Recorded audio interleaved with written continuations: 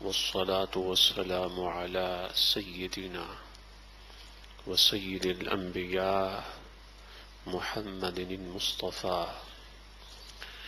الرسول المجتبى الولي المرتضى الأمين على وحي السماء وعلى آله وأصحابه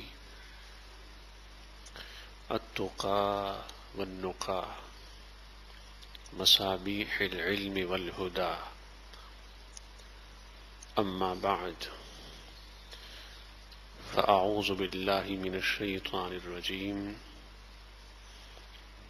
بسم الله الرحمن الرحيم يا أيها الناس اعبدوا ربكم الذي خلقكم والذين من قبلكم لعلكم تتقون صدق الله العظيم وبلغنا الرسول النبي الأمي المكين المجيد الرؤوف الرحيم حمد و ثنا کے بعد عزیزان گرامی قدر، آج کے جمعۃ المبارک کے خطاب میں دو باتوں پر گفتگو کرنا چاہتا ہوں۔ نمبر ایک، عبادت اور عابدین کی اقسام، عبادت اور عبادت کرنے والوں کی مختلف شکلیں، اور نمبر دو، مشقت عبادت، تکلیف عبادت اور پھر لذت عبادت۔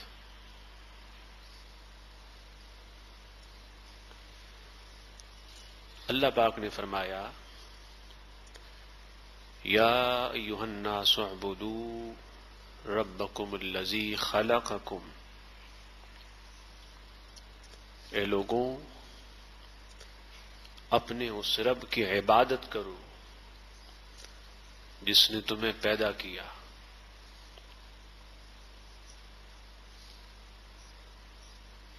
عبادت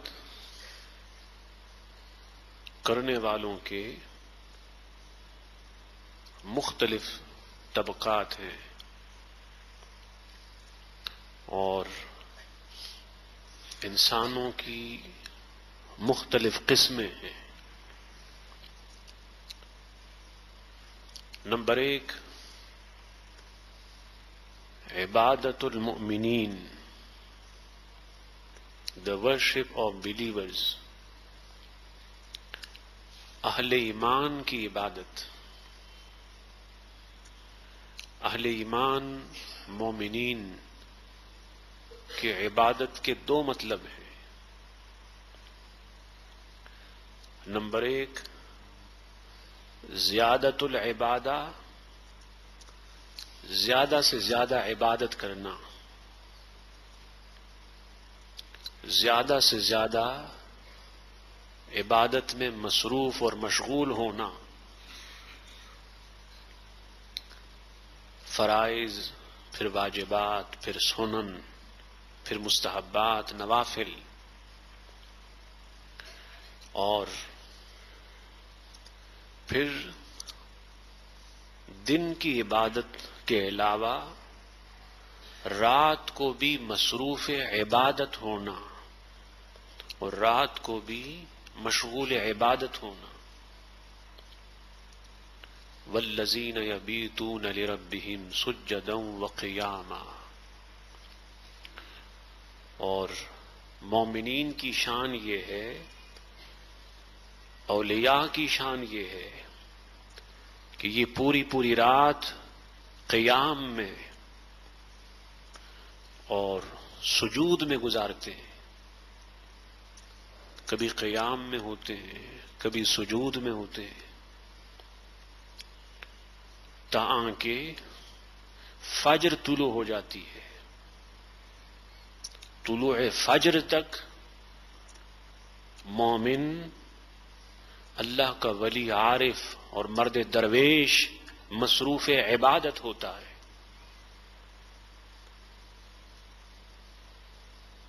اس طرح جہاں وہ دن کی جلوت میں عبادت کرتا ہے تو وہ رات کی خلوت میں بھی اللہ کے سامنے سجدریز ہوتا ہے، ساجد ہوتا ہے۔ نمبر 2، دوام العبادہ۔ مومنین کی عبادت کا دوسرا معنی ہے دائماً عبادت کرنا، ہمیشہ عبادت کرنا۔ ایسا نہ ہو کہ ایک ٹائم میں تو فرض نمازوں کے علاوہ تہجد بھی پڑھتا ہو اور پھر آگے چل کر اتنا غافل ہو جائے کہ تہجد تو کیا پڑھے، فرض نماز تک نہیں پڑھتا۔ ایسا نہ ہو، بلکہ عبادت میں دوام ہو، ہمیشہ عبادت میں مصروف ہوتا ہو اور ہمیشہ اللہ جل مجدہ کی عبادت میں مستغرق ہو، فنا ہو، ہمیشہ نماز پڑھتا ہو، روزے کا ہمیشہ سے پابند ہو، زکوٰۃ کا پابند ہو، حج، صدقات و خیرات کا پابند ہو،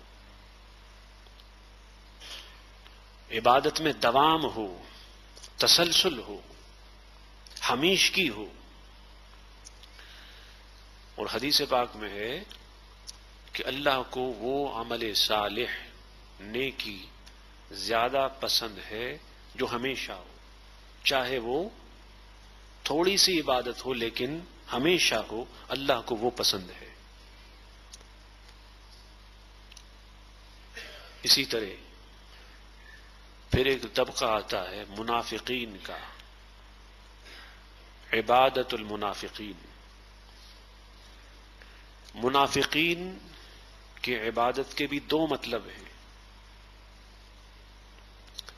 نمبر 1، ترک النفاق، منافقت چھوڑنا، دو رنگی چھوڑنا، مومن خالص ریئل بلیور ہو جانا، دو رنگی چھوڑ کر یک رنگ ہو جا، سراسر موم ہو جا یا پھر سنگ ہو جا۔ تو منافقین کی عبادت یہ ہے کہ وہ نفاق چھوڑ دے، منافقت چھوڑ دے، دو رنگی چھوڑ دے، جو زباں پر ہو وہی دل پر ہو اور جو دل میں ہو وہی زباں پر ہو، ہمیشہ حق اور سچ بولتا ہو۔ نمبر 3، عبادت الکفار والمشرکین۔ منافقین کی عبادت کا دوسرا مطلب اخلاص ہے، سنسیریٹی ہے، کہ وہ شخص جو شب و روز نفاق کی بیماری میں مبتلا ہے، اسے چاہیے کہ وہ نفاق کی بیماری سے نکل کر خلوص اور للہیت کے دائرے میں داخل ہو جائے، اس میں سنسیریٹی اور اخلاص پیدا ہو۔ پھر اگلا طبقہ کفار و مشرکین کا ہے، عبادت الکفار والمشرکین۔ اس کے بھی 2 مطلب ہیں۔ نمبر 1 یہ کہ کفار کفر چھوڑ دیں، نمبر 2 یہ کہ مشرکین شرک چھوڑ دیں۔ اللہ کا اور اللہ کے انبیاء کا، رسولوں کا، اللہ کی کتابوں کا، ملائک کا، انکار کرنا چھوڑ دے، اسے مان لے. اور مشرکین اللہ کے ذات میں یا صفات میں یا اسماء و افعال میں کسی اور کو شریک بنانا چھوڑ دے. اس کی پوری تفصیل اللہ پاک نے سورہ اخلاص میں بیان کی ہے. سورہ اخلاص میں چاروں طبقات کی عبادت کا تذکرہ ہوا ہے. تو سورہ اخلاص میں کفار و مشرکین کی عبادت یہ بتائی گئی ہے کہ وہ کفر سے باز آ جائیں، شرک سے باز آ جائیں، اللہ پاک اور اللہ کی تعلیمات کے ماننے والے ہو جائیں، حضور علیہ السلام اور حضور علیہ السلام کی تعلیمات کے ماننے والے ہو جائیں، اور اللہ کے ساتھ کسی کو شریک نہ ٹھہرائیں، کسی کو شریک نہ بنائیں. پھر اگلا طبقہ آتا ہے عبادت المقربین کا. مقرب وہ اولیاء ہیں، وہ اہل ایمان ہیں، وہ مومن ہے جو اللہ سے بہت زیادہ قریب ہوتے ہیں اور بارگاہ رسول سے بہت زیادہ نزدیک ہوتے ہیں. انہیں اللہ سے خاص تعلق ہوتا ہے، اسپیشل لنک، اسپیشل کنیکشن ہوتا ہے، اور خاص قرب ربانی، ڈیوائن نیئرنیس اور ڈیوائن کلوزنیس ان کو حاصل ہوتا ہے. مقربین، ان کی عبادت یہ ہے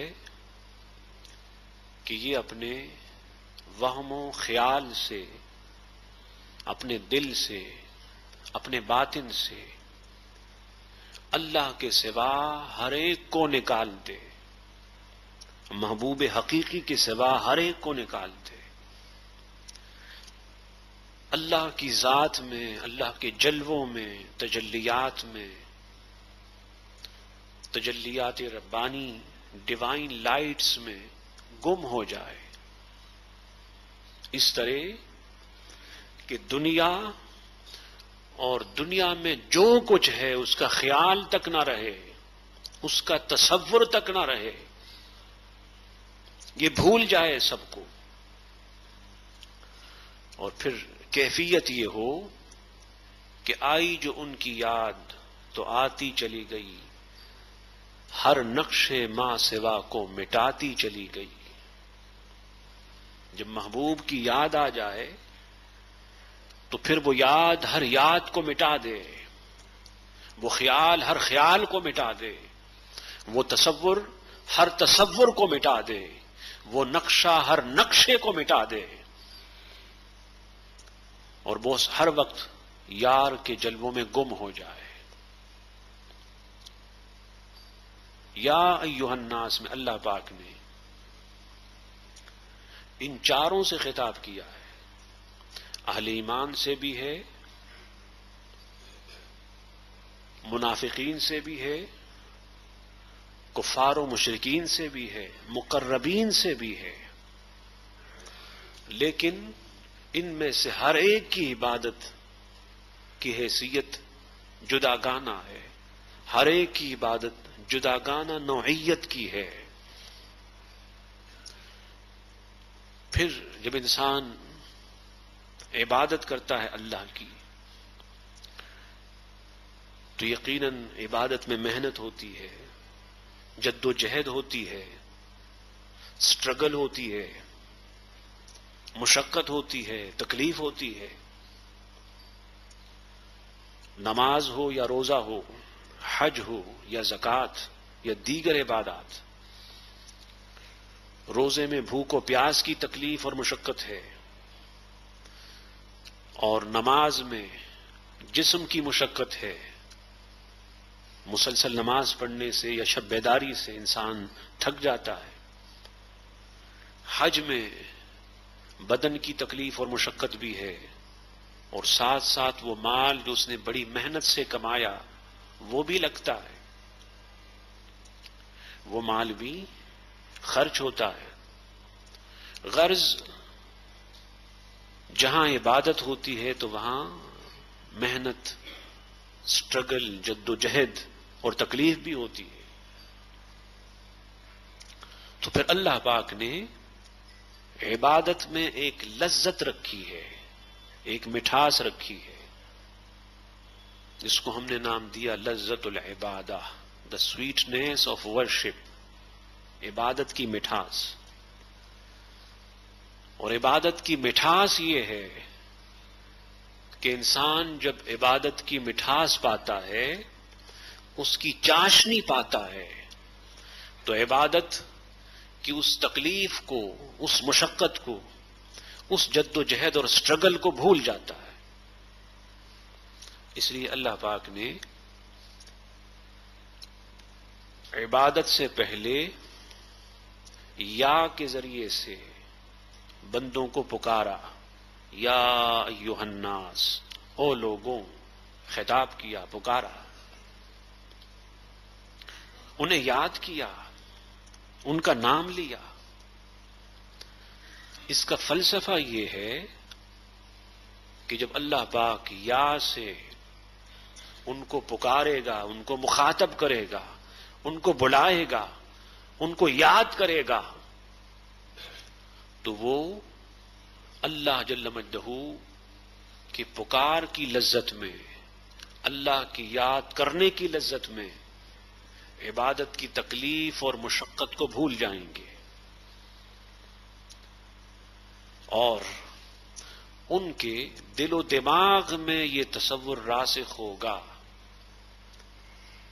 کہ عبادت اتنی بابرکت چیز ہے اور اتنا بابرکت عمل ہے کہ اس کی برکت سے اللہ نے ہمیں پکارا ہے، ہمیں بلایا ہے۔ وہ اگر ایک دفعہ پکار لے اور بلا لے پیار سے، محبت سے، تو انسان زندگی بھر کی تکلیفیں بھول جاتا ہے، مشقتیں بھول جاتا ہے، ریاضات و مجاہدات بھول جاتا ہے۔ تو اس لیے اللہ پاک نے پہلے پکارا تاکہ جب عبادت میں مشقت ہو تو میری پکار کی لذت اس مشقت پر غالب آ جائے۔ یہی وجہ ہے کہ حضور علیہ السلام ہوں یا پھر اہل بیت ہوں، صحابہ ہوں، اولیاء ہوں، صلحاء ہوں، آج تک امت میں جو اہل خیر کے طبقات ہوئے ہیں، جو اہل اللہ اور اولیاء ہوئے ہیں، سب نے زندگی میں اتنی عبادت کی، مسلسل مجاہدہ اور سٹرگل کیا کہ جس کا تصور بھی شاید عام آدمی اور ہم جیسے لوگ نہ کر سکے۔ ہمارے لیے تو رات عشاء کی نماز مشکل ہو جاتی ہے، فجر کی نماز میں اٹھنا مشکل ہوتا ہے، اور ان کا حال یہ ہے، امام اعظم ابو حنیفہ رضی اللہ تعالیٰ جب عشاء کے بعد اٹھتے ہیں نماز کے لیے اور قرآن پڑھنے لگتے ہیں، قرآن پڑھنے لگتے ہیں، تو الحمد سے لے کر والناس تک پورا قرآن فجر تک نفل میں ختم ہو جاتا ہے۔ دن بھر پڑھانا، درس و تدریس میں مصروف ہونا، اور پھر پوری رات عشاء سے فجر تک قیام، کھڑے ہو کر نماز میں قرآن پڑھنا، یہ صرف اور صرف ان اولیاء کی شان ہے، انہی کا مقام ہے۔ ان کو یہ توفیق کیوں ہوئی؟ اس لیے ہوئی کہ وہ یا ایھا الناس، یا جو اللہ نے پکارا ہے، اس کی لذت سے، اس کی مٹھاس اور چاشنی سے واقف تھے، وہ محسوس کرتے تھے.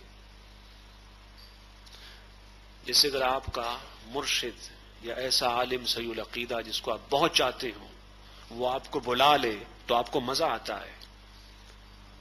اس کے بلانے سے آپ کو مزہ آتا ہے کہ دیکھیں فلاں عالم نے مجھے بلایا، پھر نام لے کے بلایا، میرے مرشد نے بلایا. تو کہاں انسان کا انسان کو بلانا، کہاں خالق کو کا مخلوق کو بلانا، کہاں اس معبود کا اپنے عبد اور بندے کو بلانا. جب وہ پیار سے بلاتا ہے تو پھر بندہ ہر تکلیف بھول جاتا ہے، ہر مشقت بھول جاتا ہے، ہر جد و جہد و سٹرگل جو اس نے کی ہے اسے بھول جاتا ہے. اس لیے اللہ پاک نے یا ایھا الناس خطاب پہلے کیا، پکارا پہلے اور عبادت کا بعد میں بتایا، تاکہ عبادت سے پہلے ہی یہ خطاب کی لذت میں اتنے گم ہو جائیں، خطاب کی لذت میں اتنے فنا ہو جائیں، خطاب کی چاشنی ان کو اتنی مل جائے کہ پھر یہ عبادت کی مشقت کو محسوس نہ کریں. انہی اولیاء میں سے اور صلحاء میں سے مخدوم الاولیاء، مخدوم الاتقیاء والاسقیاء، اشرف الاولیاء، اشرف العلماء وزبدۃ العرفاء سیدنا وسندنا السید مخدوم اشرف جہانگیر سمنانی رضی اللہ تعالیٰ عنہ بھی ہوئے ہیں. آپ جانتے ہیں کیا بادشاہ تھے، ایک سلطنت کے بادشاہ تھے. آپ نے اللہ کی عبادت کے لیے اور یاد کے لیے، محبوب رسول کی یاد کے لیے تخت شاہی چھوڑ دیا، تخت سلطنت کو لبیک کہا. لوگ اپنی جھونپڑی نہیں چھوڑ سکتے، اور مخدوم پاک نور اللہ مرقدہ تخت شاہی چھوڑ کے جا رہے ہیں. لوگ اپنا ایک کمرہ نہیں چھوڑ سکتے اور آپ تخت سلطنت چھوڑ کے جا رہے ہیں. لوگ اپنا ایک چھوٹا موٹا مکان نہیں چھوڑ سکتے، آپ پوری سلطنت اور اپنے رعایا کو چھوڑ کے جا رہے ہیں. کیا چیز تھی جس نے اس سب کے چھوڑنے پر مجبور کیا؟ سب کچھ چھوڑ دیا لیکن پھر بھی خوش رہے، پھر بھی خوش رہے. وہ ایک ہی چیز تھی، اللہ جل مجدہ کے پکار کی لذت اور مٹھاس. یا ایھا الناس، یہ ندا مخدوم پاک کو بھی آئی. اس ندا، اس پکار کی مٹھاس انہوں نے بھی محسوس کی، اور جب محسوس کی تو تڑپ کر مچل کر یاد الہی میں، یاد مصطفی میں ماہی بے آب کی طرح ہو گئے، اس مچھلی کی طرح جس کو پانی سے نکال دیا جائے. آپ دیکھتے ہیں جب مچھلی پانی سے نکال دی جاتی ہے تو تڑپتی ہے، مچلتی ہے، اسے چین نہیں آتا. یہی مثال اولیاء کی ہے. ان کا چین نہ دنیا میں ہے، نہ شہرت میں ہے، نہ مال میں ہے، نہ عزت میں ہے، نہ ناموس میں ہے. ان کی لذت تو فقط یاد الہی، یاد مصطفی میں ہے. ان کی لذت تو فقط اللہ سے قریب ہونے میں ہے، مصطفیٰ سے قریب ہونے میں ہے. اس لیے یہ ان قربتوں میں ہر قربت کی لذت کو بھول جاتے ہیں، ہر قربت کی لذت کو بھول جاتے ہیں. ہم چونکہ اس طبقے کے نہیں ہیں اور تصور بھی نہیں کر سکتے، اس لیے ہمیں یہ باتیں فقط روایتی لگتی ہیں، رسمی لگتی ہیں، خطابی لگتی ہیں، اور ہم قیاس شہری میں اس کو شامل کر لیتے ہیں. جو لوگ اس طبقے سے ہیں ان سے پوچھو کہ اگر ایک طرف پوری سلطنت شاہی ہو، تخت شاہی ہو، اور ایک رات کی عبادت ہو، تو ایک رات کی عبادت دے کر اور لذت عبادت دے کر یہ پورے تخت شاہی کو حاصل نہیں کرتے. مخدوم پاک سیدنا مخدوم اشرف جہانگیر سمنانی رضی اللہ تعالیٰ جو سلسلہ اشرفیہ کے بانی ہیں اور سرچشمہ فیض ہیں، اللہ کے عظیم ولی، عارف، عالم، صوفی، فلسفی، متکلم ہیں، علوم عقلیہ اور نقلیہ کے جامع ہیں، اللہ پاک نے ان کو منتخب کیا، اور اگر تخت شاہی پہ ہوتے ایک بادشاہ سلطان کی حیثیت سے تو آج دنیا کے چپے چپے میں یہ نام اس طرح سے نہ لیا جاتا، اس طرح سے شہرت نہ ہوتی، اس طرح سے دوام نہ ہوتا۔ یہ شہرت و دوام صدقہ ہے اس ندا میں گم ہونے کا، یہ شہرت و دوام، یہ عزت، یہ مرتبہ، یہ مقام، یہ سٹیٹس، یا ایھا الناس میں یا کی جو ندا ہے، اس ندا کی جو چاشنی ہے، اس کا فیض ہے، اس کی برکت ہے۔ اللہ پاک حضور علیہ السلام کے طفیل مخدوم پاک اور تمام اولیاء کے طفیل ہمیں بھی وہ مقام عطا فرمائے، اور ہمیں بھی اللہ پاک ظاہر و باطن کے تمام امراض سے نجات دے اور نجات دے کر اپنے لیے منتخب کر لے، اپنے مشن کے لیے، اپنے محبوب کے مشن کے لیے۔ وما علینا الا البلاغ۔